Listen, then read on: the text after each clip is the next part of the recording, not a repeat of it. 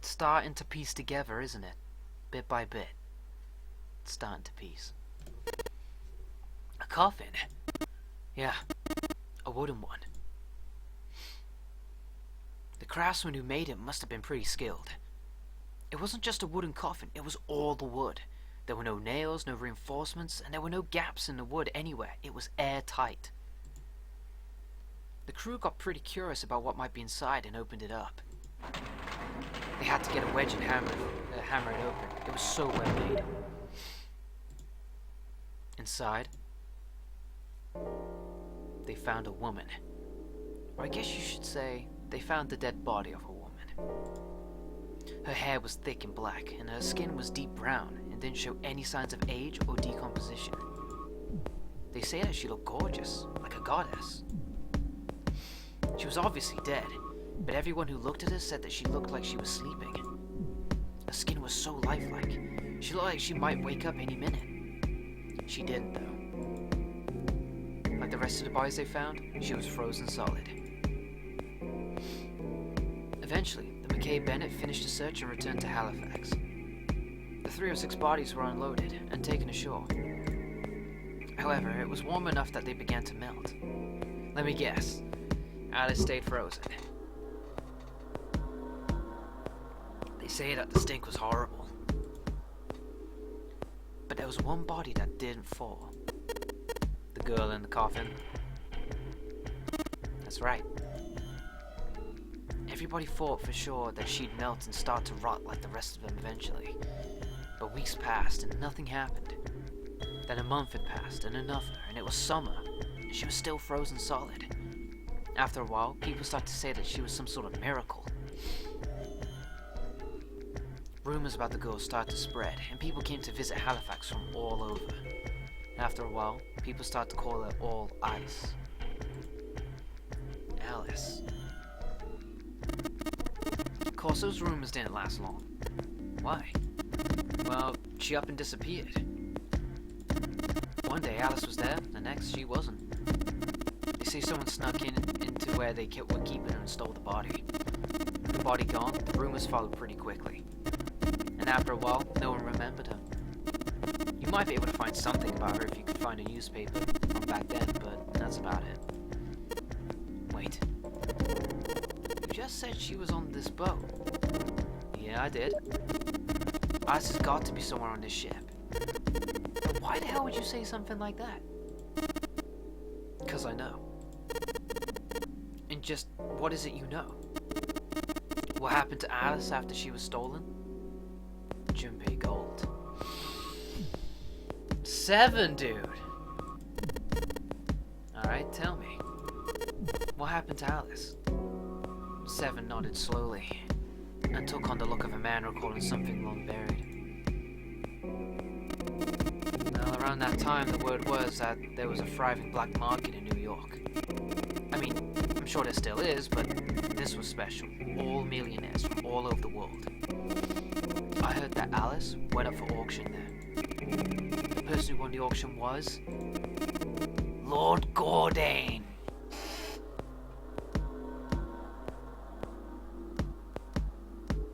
Now, if you recall, Lord Gordane was the one who was a survivor of the Titanic sinking and then became obsessed with anything Titanic related. Something tells me Lord Gordane was onto something. He discovered something and sought to know more. So he obsessively collected anything he knew that traced back to the Titanic and studied it with great detail, hoping to understand. Still.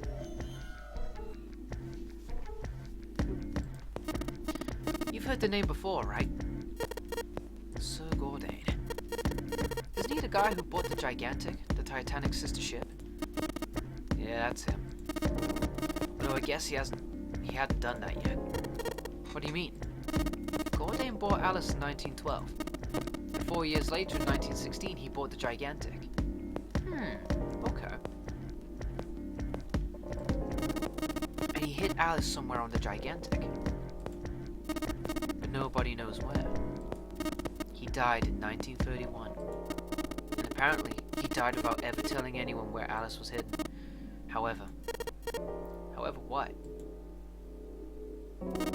Well, he did have one close friend who asked him, "Where is Alice?" And he said, "Alice sleeps in a small chamber past a forest of knowledge beneath the navel of the gigantic." The hell is that? Some kind of riddle? Your guess is as good as mine. Seven threw his hands up in defeat. So that's it. Whatever you think, I believe it. She's hidden somewhere on the gigantic. In other words, she's hidden somewhere on this ship. A scary idea. Before Junpei could dispute Seven's rather bizarre claim, I don't think it's bizarre, they heard Clover's voice from the door. She did not sound pleased. "Hey, what are you two doing over there? Stop wasting time and get over here." Okay, we're coming. Ugh. Seven looked at Junpei. "Yeah, so anyway, that's the story. It might be useful someday. Don't forget it." With that cryptic remark, he turned and left the room. Junpei was left behind to ponder what he just heard. He tried to remember what June had told him earlier. That mummy wasn't just a normal mummy. They say that she was frozen. The story says that from time of its discovery all the way through to when it got put on the Titanic. And even though it was carried through the desert, her body never melted. Was that Egyptian priestess Alice? Had the water in her body become Ice 9? No, that's nuts.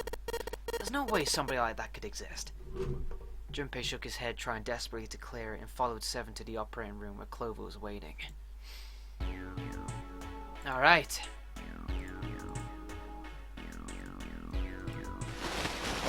What up? Let me just put this purple liquid in your face. Okay. So, we've collected the 6 parts of the medical mannequin. So the ones we've got must be for Lucy, right? No, I'm guessing they're swapped, man. We gotta try and take some from John, some from Lucy, swap them up so that their weight matches. Yeah. Seems like it. I say we give Lucy a pass back. Any objections? Nope. Agreed. Alright, let's get started. Combined! Alright, let's check her weight. Oh, there's a number on here.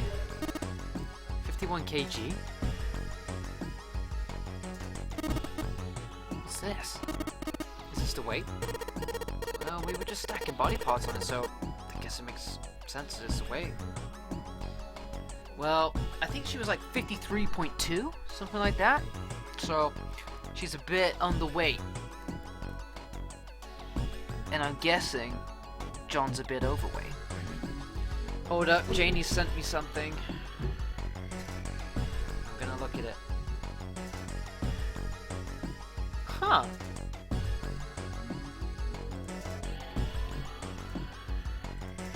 Interesting. Well then. I wonder what that could mean.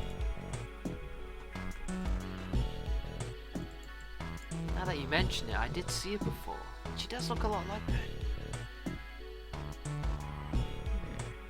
Alright, let's check out John. What you weighing at, bud? There's something that looks like it could be a scale next to the operating table. There's something that looks like a slit on top of it. Okay,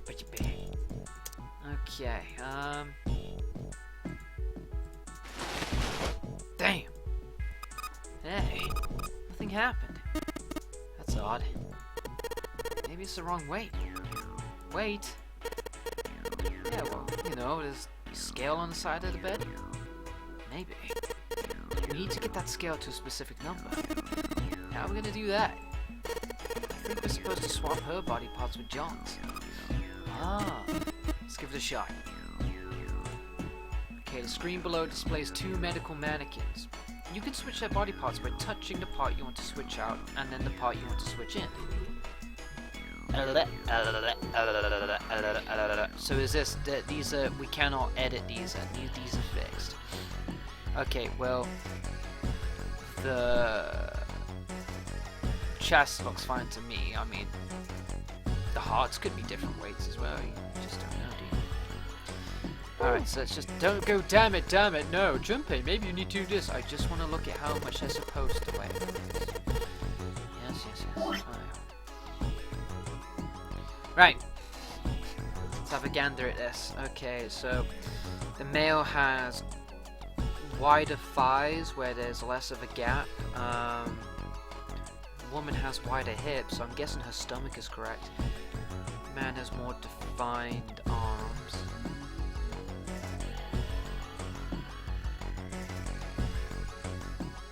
So let's have a look and see how that fares. Okay, what a man. These look to be thicker.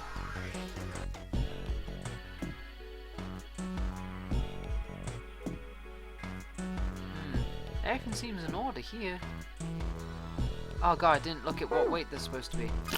Junpei, you're looking at that medical record. Shut up, Clover. I know what I'm doing. Go away. Go away. Just need to look at what the numbers are. John's 51.3, Lucy's 53.2. 51.3 for John, 53.2 for Lucy. 51.3 for John, 53.2 for Lucy. 51.3, 53.2. Okay. 51.3, 53.2.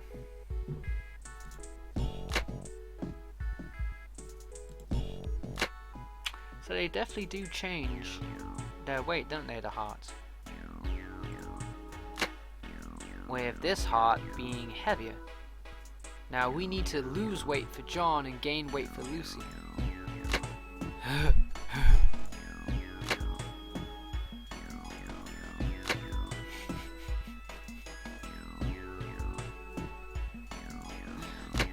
Yeah, bud. Yeah, bud.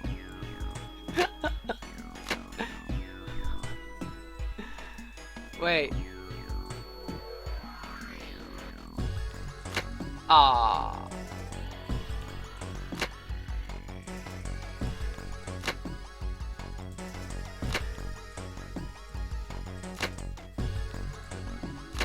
No, wait, I'm meant to be losing weight.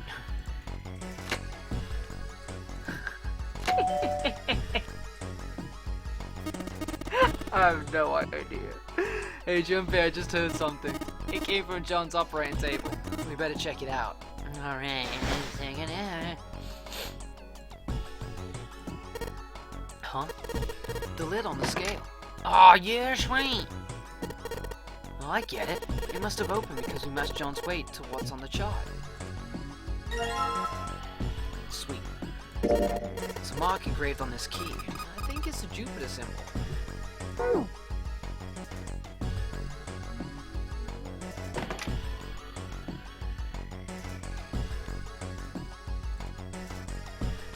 Wait, is this? Yeah, it was this one.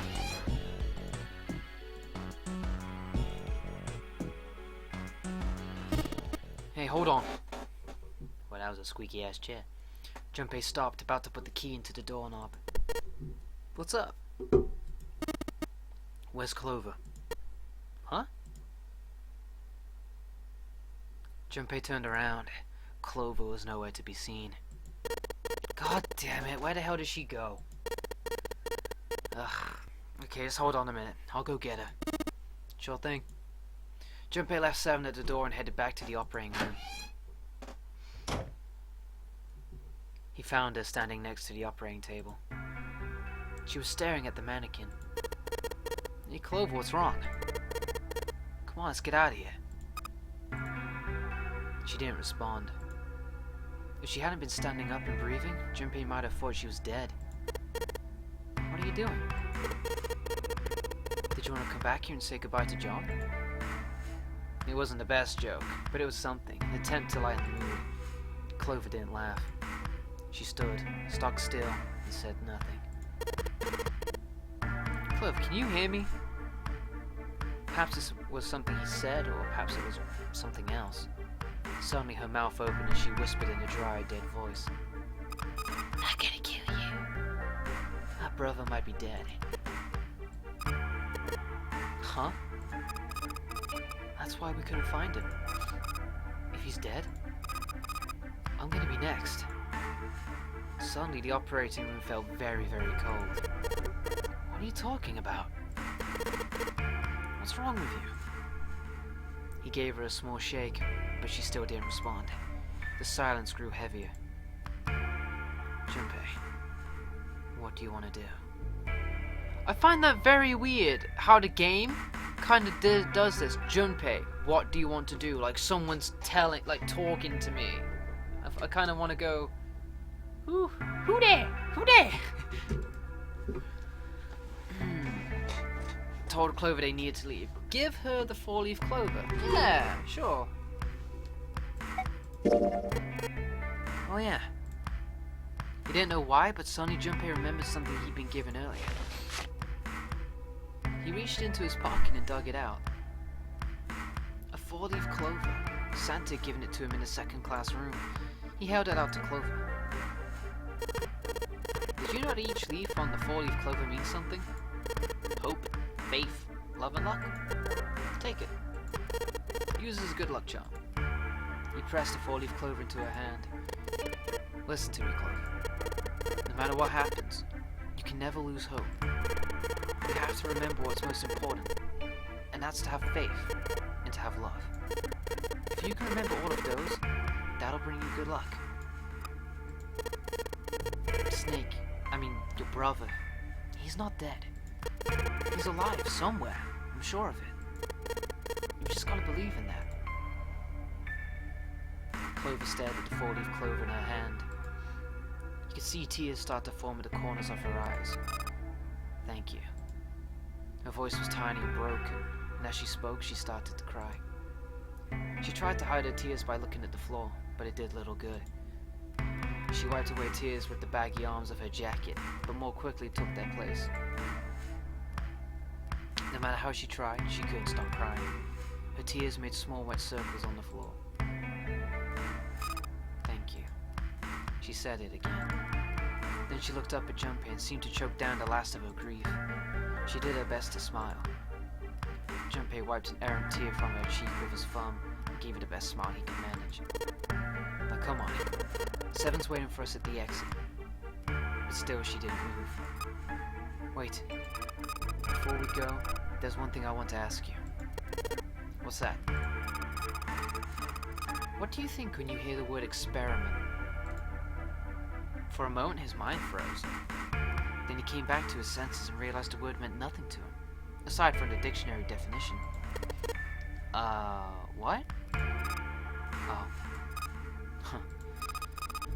I guess it was just a coincidence then. That you know about the 4-leaf clover.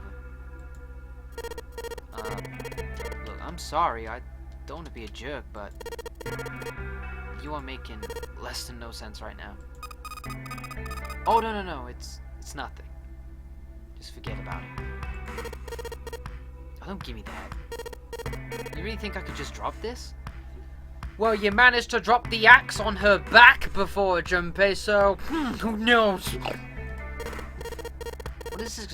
What is this experiment you were talking about? Clover looked away. The 4-leaf clover was still in her hand. She stared at it for a long time and then finally spoke. You promise you won't tell anyone? Cross my heart. Really? Really? I can trust you, right? Of course you can. Clover slipped the 4-leaf clover into her pocket. Her eyes still red from crying, she looked up at Junpei. Okay then, I'll tell you. I'll tell you what happened on this ship 9 years ago. Wait. On this ship? Yeah, this ship.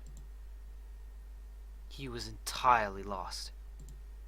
He had 1,000 questions, but it was probably best he thought to save them until Clover had finished.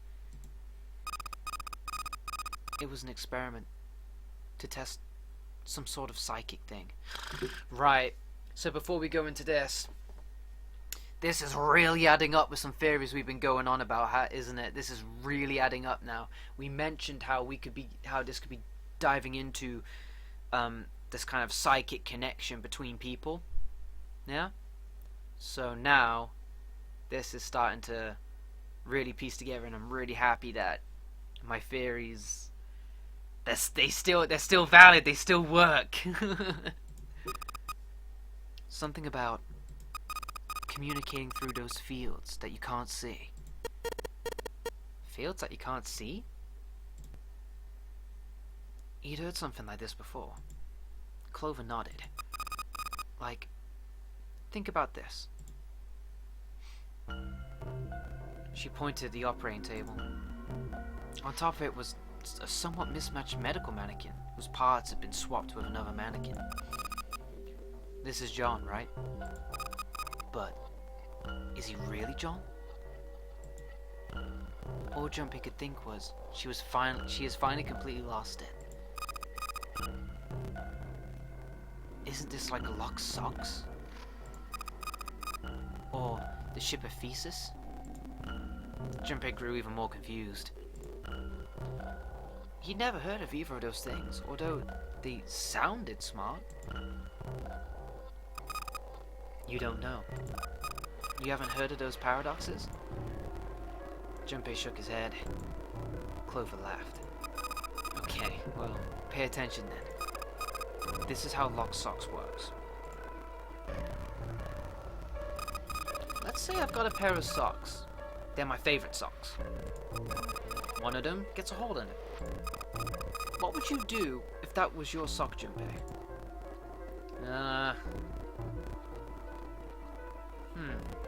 They're my favorite socks.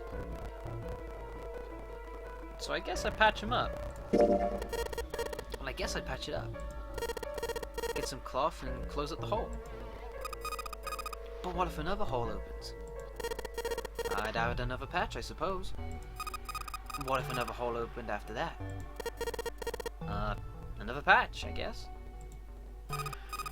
Let's say you just keep adding new patches. Until eventually the original cloth and sock is totally gone. Once you get to that point, can you really say they're the same socks you started with? That's tough. Junpei crossed his arms. So that's the Lock Socks thing. Yeah. The ship of Theseus is a lot like that. Or Theseus, sorry. The ship of Theseus. If you keep fixing the damaged parts of a ship, eventually it ends up with none of the parts it started with. Can you really say that ship is the ship of Theseus that you started with? And what if you took all the old parts from the first ship and built another one somewhere else? Then which ship is the real ship of Theseus? The one you repaired, or the one you built with all the original parts? Huh. It was an interesting question. Clover could see Junpei was intrigued. Hey, do you think it's the same? What's the same? These guys. Is this John? Or is this Lucy now? Junpei looked at the operating table again. A mannequin full of body parts from a different body. Clover had been right. It was just like the Lock Socks in the ship of Theseus. The part of the body that holds a person's identity is the head.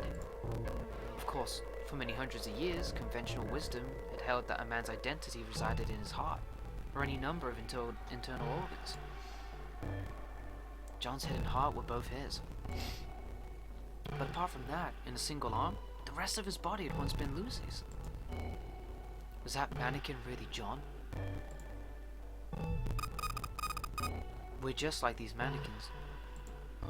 She looked at Junpei again. Think about it. The cells in our body change every day. Old ones die, and new ones are born. Maybe part of my arm is made of stuff from a fish I ate once. Or maybe part of your right side is made from a cow you ate. If you take it a little further, those cows and fishes are made from something else too, right? that's how we're all connected. Through fields that can't be seen with the naked eye. The silence was broken by Seven.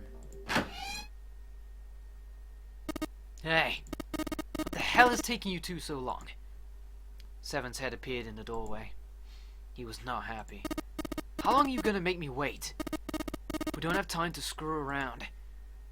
Junpei and Clover looked at each other. Clover looked at Junpei as if to say there was more she wanted to tell him. She shook her head. Whatever she had to tell him, she didn't want to tell him in front of Seven. Seven seemed to catch on. Oh, what were you two doing? Was this some sort of secret meeting? No, it wasn't. We were just playing with the mannequins. Huh? Let's go, Junpei. Moving a little bit too fast to be entirely innocent, Clover headed toward the exit. Seven stared after her and turned to Junpei with an amused expression. Playing with mannequins, huh? Didn't know you're into that kind of thing, Junpei. You're a dick. Junpei dashed past him and traced Clover's path out the door. With a short laugh, Seven followed. They stood looking at the door. Junpei took out the Jupiter key. Alright, I'm gonna open it now. Is that cool? You don't need to keep asking. Just do it, alright? Fine then. He slid the key into the keyhole and turned it. He felt it unlock.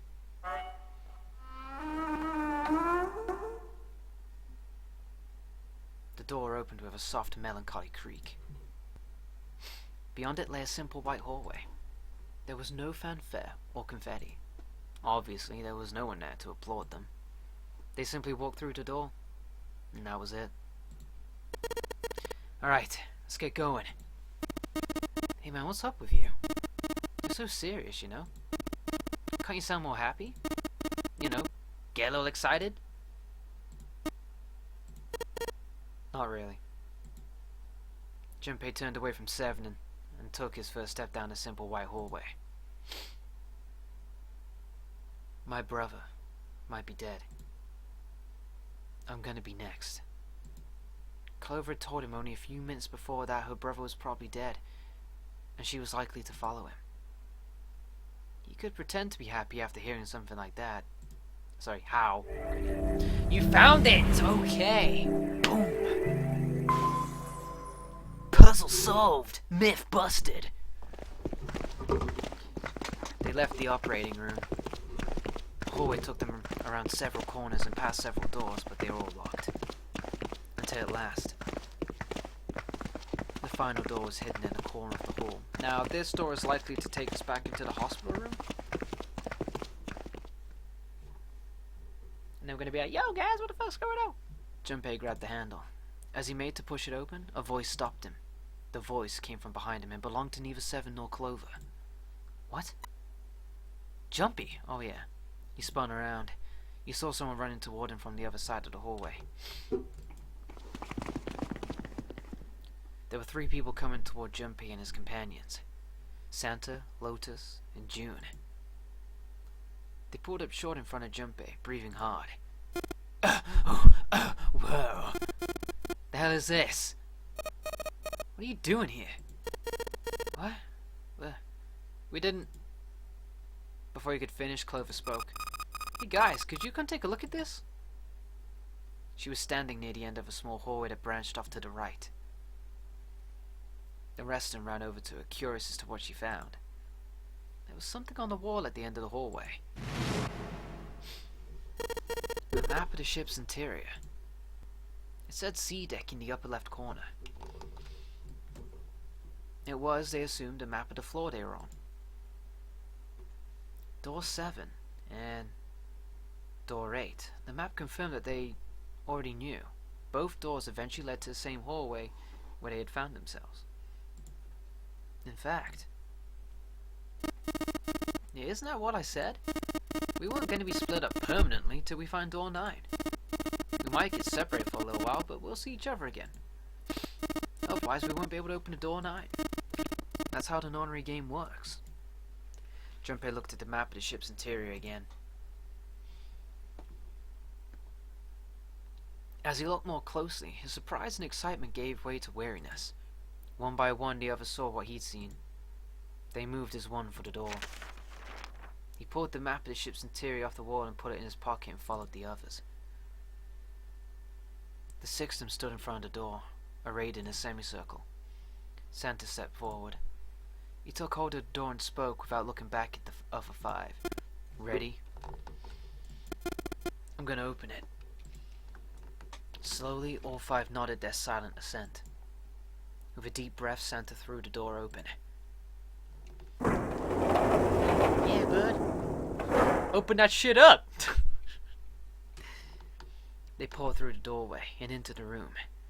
Even without looking around, each one of them knew where they were.